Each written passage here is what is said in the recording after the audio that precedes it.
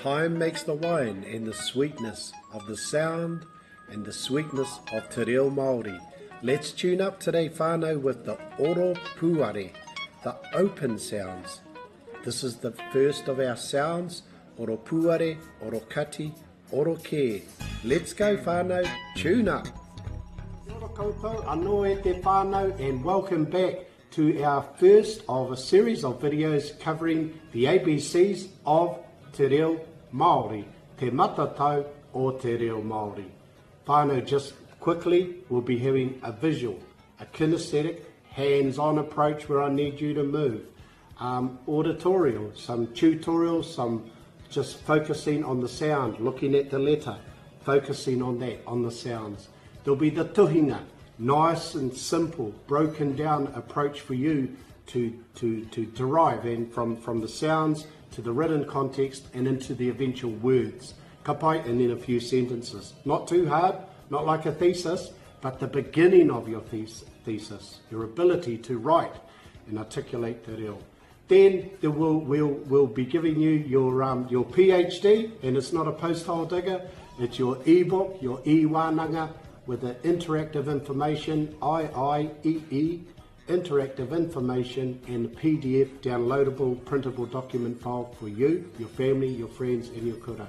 So let's get into our first one today, the OROPUARE, the open sounds, OROPUARE.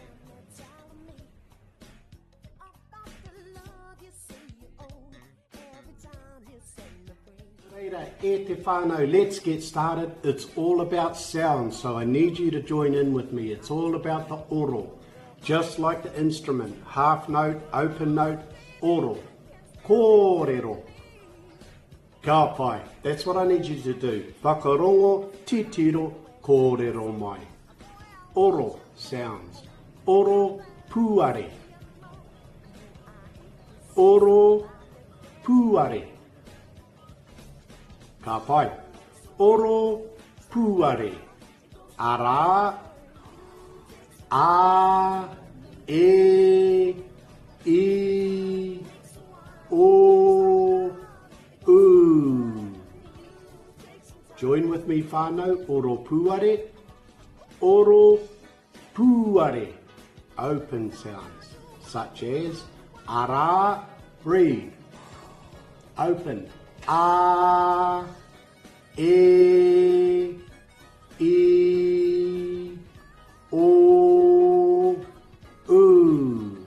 Ka pai whānau, anō, OROPUARE, OROPUARE. Ara, breathe.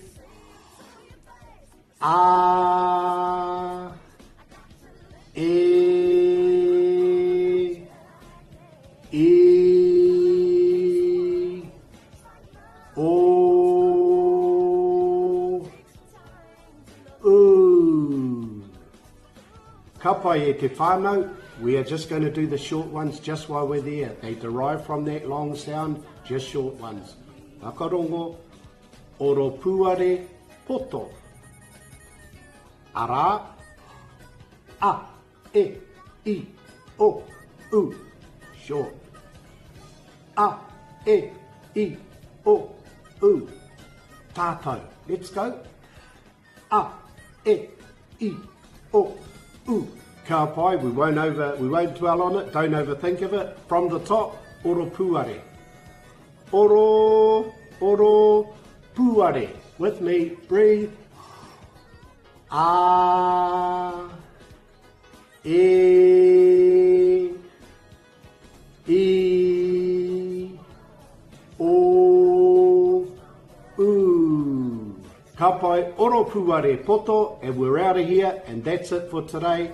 OROPUARE poto, short, a, e, I, o, u.